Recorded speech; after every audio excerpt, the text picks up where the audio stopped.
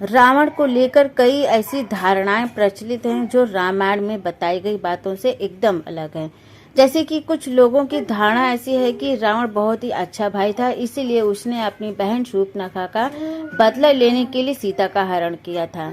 एक धारणा ये भी है कि रावण महिलाओं का बहुत सम्मान करता था, इसलिए उसने सीता को कभी छुआ भी नहीं। आज हम ऐसी ही कुछ धारणाओं और उनसे जुड़ी रामायण में लिखी हुई बातों के बारे में जानेंगे। वीडियो शुरू करने से पहले आप सभी से रिक्वेस्ट है कि अगर इस वीडियो के माध्यम से दी गई जानकारी अगर आपको अच्छी लगती है तो प्लीज़ वीडियो को लाइक, शेयर और कमेंट करना मत भूलिएगा। और आगे भी हमारे साथ अगर जुड़े रहना चाहते हैं तो प्लीज़ चैनल को सब्सक्राइब जरूर करिएगा। तो चलिए शुरू करते हैं। रावण से जुड़ी ऐसी धारणा बताई जाती है कि शूर्पणखा का बदला लेने के लिए उसने सीता का हरण किया था, लेकिन रामायण में लिखा है कि शूर्पणखा ने सीता की इतनी प्रशंसा की थी कि रावण ने सीता का हरण करने की योजना बना ली थी। और इसके पीछे की कहानी कुछ इस प्रकार शुरू होती है कि श्री राम, सीता और लक्ष्मण पंचवटी में वनवास काट रहे थे। एक दिन रावण की बहन शूर्पणखा ने श्री राम को देखा तो वो उन पर मोहित हो गई और श्री राम से विवाह करने की बात कही। राम ने शूर्पणखा से कहा कि मेरा विवाह सीता के साथ हो चुका है, इसलिए मैं तुमसे विवाह नहीं कर सकता। इसके बाद शूर्पणखा लक्ष्मण के पास जाती है। लक्ष्मण के मना कर देने के बाद शूर्पणखा अपने राक्षसी रूप में आ जाती है और सीता को मारने की कोशिश करती है। लक्ष्मण ने तुरंत ही शूर्पणखा के नाक कान काट दिया और उसे कुरूप बना दिया। और तब शूर्पणखा प्रण लेती है कि वो अपने अपमान का बदला लेगी। इसके बाद वो अपने भाई रावण के पास जाती है। शूर्पणखा जानती थी कि सुंदर स्त्रियां रावण की कमजोरी है, इसलिए उसने सीता की सुंदरता की इतनी प्रशंसा की कि रावण के मन में सीता को पाने की इच्छा जाग गई।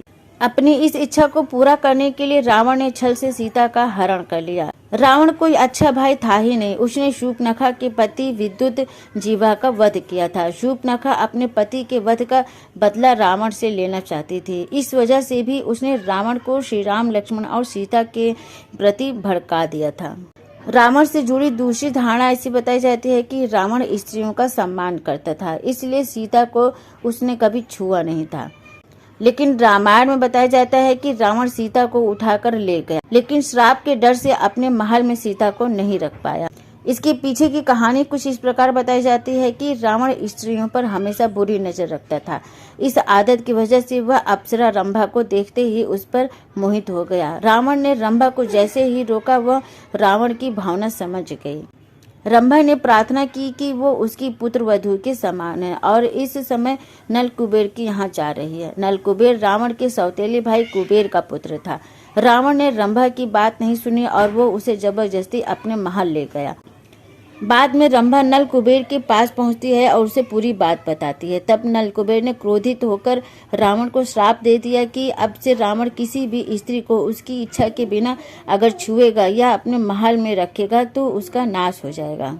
रावण ने हरण के समय सीता को छुआ था, इस कारण उसी समय नल कुबेर के श्राप के कारण रावण का अंत निश्चित हो गया था।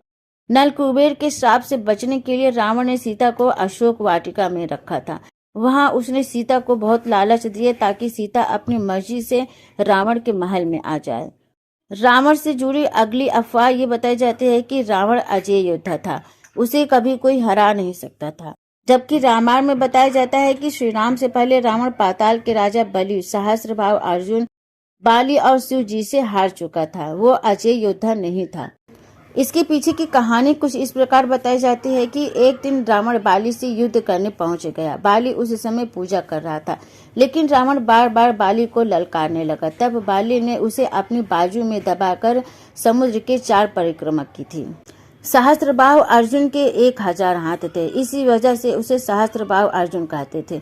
रावण अपनी सेना लेकर सहस्त्रबाहु से युद्ध करने पहुंच गया था। तब सहस्त्रबाहु ने अपने 1000 हाथों से नर्मदा नदी के बहाव को रोक दिया और थोड़ी देर के बाद नदी का पानी छोड़ दिया। नदी के बहाव में रावण अपनी सेना के साथ बह गया था। बलि पाताल लोक के राजा थे। एक बार रावण राजा बलि से युद्ध करने पाताल में उनके महल पहुंच जाता है और युद्ध के लिए बलि को ललकारने लगा। उस समय बलि के महल में खेल रहे बच्चों ने ही रावण को पकड़कर घोड़ों के साथ अस्तबल में बांध दिया था। रावण ने अपनी ताकत के घमंड में कैलाश पर्वत उठाने की कोशिश की थी। तब शिव जी ने अपने पैर के अंगूठे से ही कैलाश का भार बढ़ा दिया और रावण का हाथ पर्वत के नीचे दब जाता है। इस हार के बाद रावण ने शिव जी को अपना गुरु बना लिया था। लोगों के बीच में फैली हुई रावण से जुड़ी एक अफवाह ये बताई जाती है कि रावण ने सोने की लंका बनाई थी, लेकिन रामायण में बताया जाता है कि सोने की लंका और पुष्पक विमान रावण ने कुबेर से छीने थे। इसकी कहानी कुछ इस प्रकार बताई जाती है कि सोने की लंका से जुड़ी मान्यता के अनुसार सोने की लंका और पुष्पक विमान ये दोनों कुबेर के थे। कुबेर विश्रवा मुनि और इलाविडा के पुत्र थे, जबकि रावण विश्रवा मुनि और कैकसी का पुत्र था। कुबेर और रावण सौतेले भाई थे। रावण कुबेर से जलन की भावना रखता था।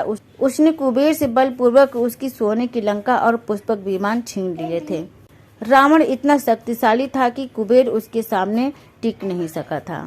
रावण से जुड़ी हुई एक धारणा ये भी बताई जाती है कि रावण सीता के स्वयंवर में गया था, जबकि वाल्मीकि रामायण में स्वयंवर का जिक्र ही नहीं है। श्री रामचरितमानस में स्वयंवर का प्रसंग है, लेकिन प्रसंग में रावण का जिक्र कहीं नहीं है। वाल्मीकि रामायण के अनुसार जब विश्वामित्र श्री राम और लक्ष्मण के साथ जनकपुर पहुंचे थे, तब राजा जनक ने शिव धनुष विश्वामित्र, श्री राम और लक्ष्मण को दिखाया था। उस समय श्री राम ने धनुष उठाया और उस पर प्रत्यंचा चढ़ाई।